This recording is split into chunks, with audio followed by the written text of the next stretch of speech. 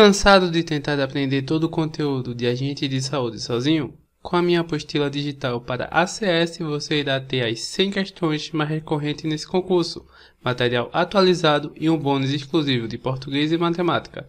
Dezenas de alunos já adquiriram e passaram na primeira fase do concurso. Vai ficar de fora?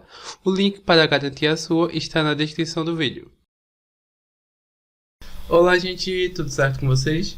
Vamos hoje começar mais uma aula, mais um tópico aqui no canal, que é sobre saúde da criança e qual o papel do ACS para assegurar esses recém-nascidos e crianças de forma geral.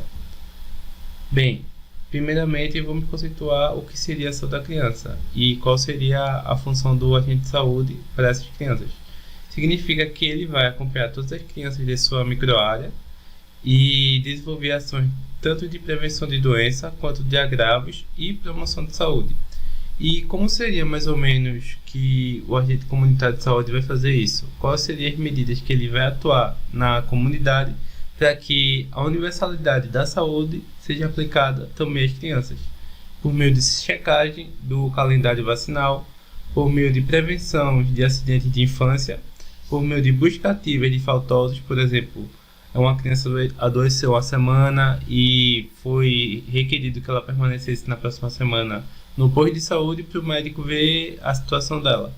Aí o pediatra notifica, a criança não apareceu, vai ver como é que ela está. Aí o agente de saúde vai na casa, ver como é que está a situação da criança e tudo mais. E incentivo ao aleitamento materno. Lembrando que, de acordo com as novas normas de pediatria, faz tempo isso, que é incentivado o aleitamento materno exclusivo até os 6 meses de idade.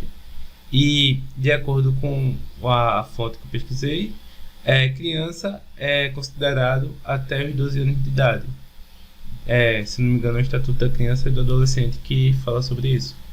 Resumindo, como a agente de saúde vai se portar na comunidade para melhorar a condição de vida das crianças por meio da busca do calendário vacinal dessas crianças, por meio da prevenção dos acidentes de infância, por meio da busca ativa dos faltosos e por meio do incentivo ao aleitamento materno, porque isso traz milhares de benefícios para a criança. Vamos para o próximo tópico. Isso daqui eu tirei do Guia do Agente Comunitário de Saúde 2006, se não me engano, é a edição mais recente que tem. Se vocês quiserem, vocês podem buscar na internet e encontrar facilmente, para facilitar o estudo de vocês para esse concurso que está chegando. Vou ler aqui. Para todas as crianças, observar o relacionamento com a mãe, com os pais ou pessoas que a cuidem. Avaliando entre outros cuidados realizados com a criança, o banho, a alimentação, inclusive mamadas e as trocas de fraldas. Todos esses tópicos são essenciais para realizar a relação da criança com os seus familiares, porque nisso a gente pode ver se está faltando algum cuidado com aquela criança ou se ela está sofrendo de alguma enfermidade e não pode falar, obviamente, e a partir de choros, de outros sinais, a criança pode mostrar que sim, ela está doente. Solicitar a certidão de nascimento daquela criança, verificar o grau de escolaridade da mãe, isso seria dos pais, mas aí está escrito apenas da mãe. Solicitar a caderneta de vacinação e verificar o esquema de vacinação, crescimento e desenvolvimento. Isso é muito comum no agente de saúde, que ele vai ter a sua cadernetazinha de vacinação e crescimento daquela criança, e nisso ele vai notificando, a criança cresceu tanto, a criança está pesando tanto, como medida de quantificar mesmo o quanto aquela criança está se desenvolvendo. Observar sinais de riscos, por exemplo, se a criança está apresentando uma pele amarelada durante um longo período de tempo, pode significar uma doença no fígado. E perceba que eu falei por um longo período de tempo, porque é comum ao nascer a criança ter uma pele um pouco amarelada, que é como se fosse um depósitozinho de gordura que ela vai ter sobre a pele. Observar sinais indicativos de violência, se aquela criança chora bastante mesmo quando está, por exemplo, com o pai ou com a mãe, ou se aquela criança apresenta marcas, hematomas no corpo, se apresenta assaduras, se apresenta entre outros sinais que aquela criança vai ter. E isso é bom você ficar de olho, porque aquela criança pode estar sofrendo algum tipo de violência e, tipo, ninguém está fazendo nada. Reforçar as orientações feitas pela Unidade Básica de Saúde e verificar se a família está inscrita no programa Bolsa Família. Muitas famílias estão inscritas nesse programa e é uma maneira de, tipo, se aquela criança está inscrita nesse programa, ela vai ter que ter alguns feedbacks. Por exemplo, uma criança está indo para a escola direto, a criança faltou porque são vários benefícios que incentivam com que haja um desenvolvimento mais social dessa criança. E vamos agora para o recém-nascido. O período de recém-nascido costuma ser entre 0 e 28 dias. Isso é muito importante você saber porque costuma cair muito concurso. Períodos tipo recém-nascido, o que significa taxa de mortalidade, entre outros. Saber esses significados são importantes, porque depois dessa aula eu vou fazer outra aula só sobre questões sobre primeira infância e infância. E é importante ter esses termos que eu já resolvi várias questões que só sabendo esse termo já dava para responder a correta. Vamos lá. Crianças recém-nascidas compreendem de 0 a 28 dias. O que a gente deve fazer em relação a essa criança? Verificar os dados de identificação do nascimento por meio da caderneta da criança. Novamente, como eu falei, por meio dessa caderneta da criança a gente tem vários dados históricos ao decorrer do tempo dessa criança. Se já foi feito o teste do pezinho, que é muito importante, que leva em consideração se aquela criança tem disposição genética para doença pulmonar, se ela tem disposição para fenilcetonúria, que é uma doença causada por depósitos de aminoácidos, enfim. Se já foram realizadas a vacina BCG e da hepatite B, que são as primeiras vacinas que a criança toma, e BCG para tuberculose e hepatite B para hepatite B. Se a criança já evacuou, está evacuando regularmente.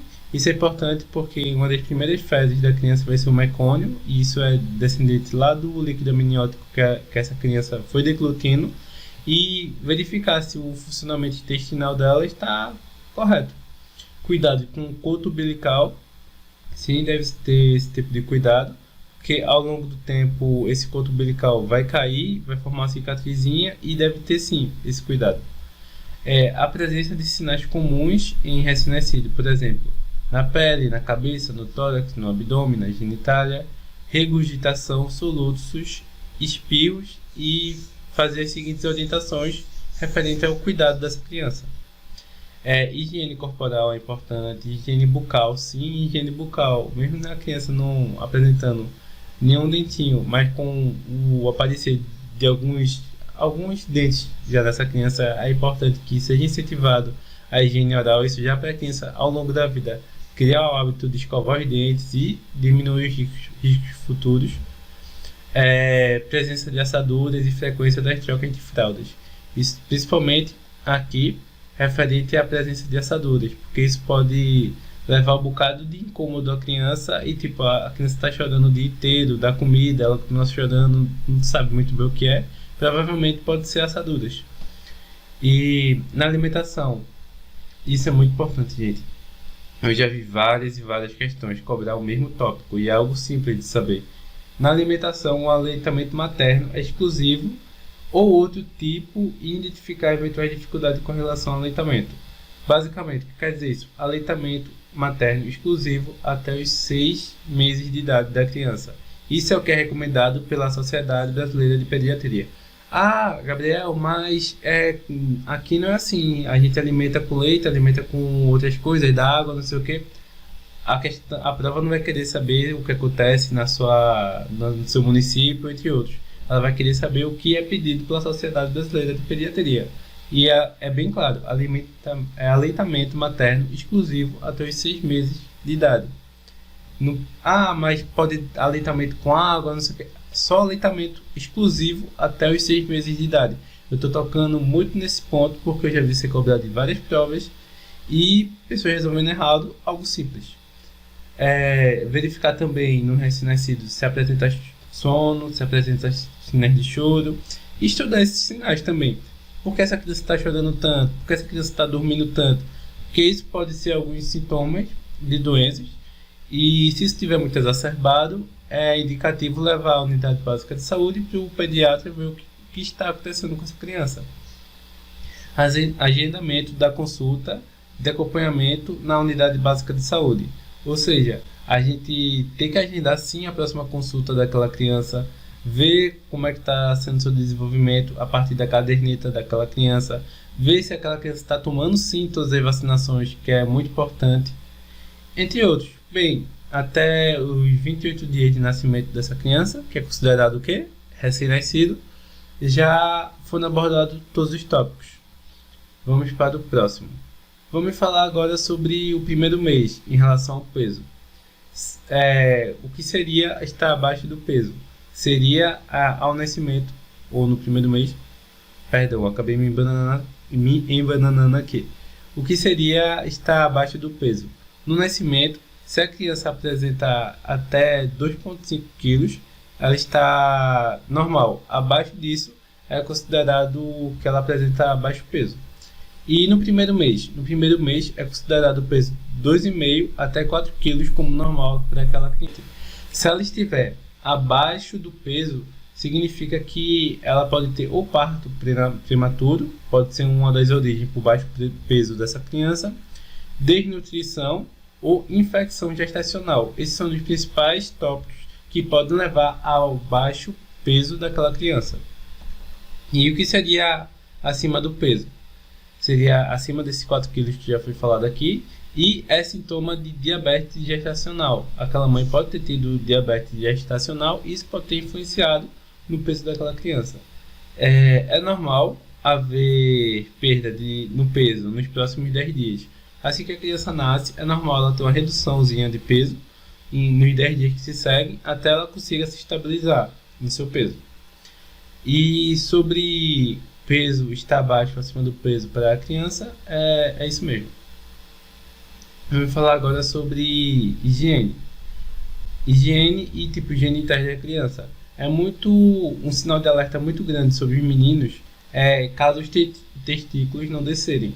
Se isso acontecer, é urgente que você contactar a unidade de saúde para que se possa fazer uma cirurgia ou ter medidas para que isso abaixe os testículos da criança. Porque se ficar dessa forma, pode gerar infertilidade, entre outros problemas naquele menino. Já a retenção de líquido nos testículos também é um sinal de alarme para a criança e deve sim ser notificada o mais rápido possível para a unidade básica de saúde. Já as meninas, é comum ter uma secreção branca ou pequeno sangramento.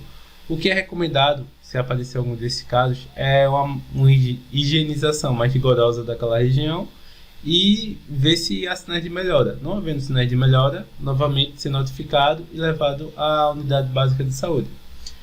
E eu já falei nessa aula, mas é sempre bom frisar que é normal a pele da criança ter uma fina camada de gordura. E isso pode dar um tom um pouco amarelado. Mas se tiver amarelado mesmo, e se prolongar por alguns dias, é muito necessário levar a unidade de saúde, porque pode ter sintomas de icterícia, ou seja, pele amarelada que pode ser deficiência no fígado. Vamos para o próximo slide. E sobre o intestino, o que seria o mecônio? O mecônio é a primeira fase da criança, onde ela vai tirar alguns resquícios do líquido amniótico. E o fluxo da criança pode variar muito. Várias fezes no dia ou uma vez na semana. E isso é normal, tipo, a criança está se adaptando, ela acabou de nascer. E a gente sempre deve verificar a fezes daquela criança para ver se é uma fezes normal, se é uma fezes pastosa e se apresenta uma boa consistência, porque essa fezes pode dizer muito da condição de saúde da criança. E é muito importante mesmo, gente, você não dá remédio ou nenhum tipo de chá para a criança, porque ela acabou de nascer, ela é um ser novo nesse mundo. Você já vai estar dando remédio, já vai estar dando chá para essa criança. Pode ter sim os sinais de intoxicação, você pode estar intoxicando aquela criança E tipo, por mais que a pessoa tente ajudar, é muito necessário que você fale isso para as mães e para os pais, porque remédio e chá é uma criança muito nova, é muito novo para ela, vai intoxicar muito rápido. E, ou seja, não é recomendado. E, novamente falando, aleitamento materno exclusivo até os 6 meses de idade. Você não deve dar remédio ou o chá para aquela criança. Claro, remédio só se for por orientação médica, gente. E vamos entrar para mais um tópico. Qual seria o período de sono adequado? Normalmente as crianças costumam dormir entre 12 a 20 horas por dia. Mas é muito bom a gente tentar controlar esse período, tipo, de dia, botar essa criança para ser um pouco mais ativa, para a noite ela já sentir um pouco de sono e adormecer. É sempre importante isso para já ir criando um ciclo nessa criança e assim ela cria uma rotina e não ficar desorientada, de tipo acordar às 3 da manhã e dormir ao meio-dia, porque assim fica ruim até para os pais e até para a criança que não vai ter o ritmo e tipo, ela que basicamente vai mandar na casa. Próximo, bebês até os 6 meses precisam tomar água. Novamente que eu falei para vocês. Não, porque o aleitamento materno supre a hidratação daquela criança. E cuidados que se deve ter com o coto umbilical. Deve sim ter uma limpeza constante. Lembre-se que o coto umbilical ele cai entre 5 a 25 dias. E fique atento a isso na criança para ver como está a situação do coto umbilical, porque ele é uma estrutura muito fácil de infeccionar. Por mais que a cirurgia tenha sido muito boa, pode ter sim facilidade de infecção daquele coto. E essas infecções, além de piorar a situação do coto umbilical, retardar a sua cicatrização, pode haver um desenvolvimento de hérnia naquela criança. Quais são os sinais que a gente deve estar atento ao coto umbilical daquela criança? Se apresenta algum tipo de secreção de sangue ou cheiro ruim. Alguns desses sinais a gente deve levar imediatamente à unidade básica, porque isso pode ser sinal de infecção. Vamos para o próximo slide. Sobre a triagem neonatal. É um teste que deve ser... Um teste não, são os testes que devem acontecer até antes do 30 dias de nascimento daquela criança. E basicamente se traduz no teste do pezinho, a cuidado visual daquela criança e se a saúde auditiva daquela criança está ok. Em linhas simples é isso. E lembrando que o teste de pezinho ele serve para prevenir o bocado do... Prevenir não, serve para identificar vários tipos de doenças genéticas, como doenças pulmonares, doenças hepáticas e além de mais é uma das principais um dos principais causas de doenças que são notificadas pelo teste do pezinho é a fenilcetonúria, que é uma doença causada por, se não me engano, deficiência de um aminoácido, e é muito importante que seja detectada precocemente, porque isso vai prolongar bastante a vida daquela criança. E sobre a saúde bucal, os dentes decidos, que são os famosos dentes de leite, costumam aparecer por volta de 6 meses de nascimento. São cerca de 20 dentes e a escovação deve ser estimulada desde o aparecimento do primeiro dente, porque isso é muito importante para, ao longo da vida, ser estimulado a higiene bucal daquela criança. E sim, a higiene bucal reduz várias doenças e previne várias alterações que podem ocorrer no corpo. Você pode prevenir apenas com uma higiene bucal decente daquela criança. Uma das principais alterações bucais que a gente deve estar atento para aquele recém-nascido: candidíase bucal, que vai ser o aparecimento de umas placas brancas na boca daquela criança. E se você passar alguma espátula ou alguma coisinha, aquela marca branca vai sair com facilidade. Isso é um dos sinais da candidíase bucal. Língua geográfica, que é uma língua que apresenta um bocado de cortezinhos, e isso, assim que aparece, os pais já ficam preocupados, levam ao dentista. E gengivite por erupção, o dente está com muita dificuldade para erupcionar e acaba causando uma grande inflamação ao redor. Isso é a gengivite por erupção. E no que nós devemos fazer? Devemos estimular a amamentação e o desestímulo à chupeta e à mamadeira, porque tanto a amamentação tem tantos benefícios para a criança, como bom até para a mãe, que incentiva ela a estar perto do seu filho, e a liberação de dopamina quando há mamada, a liberação de vários neurotransmissores que acabam criando um maior vínculo entre a mãe e a criança. Por isso que o aleitamento materno é tão importante para aquela criança. E vamos para o próximo slide.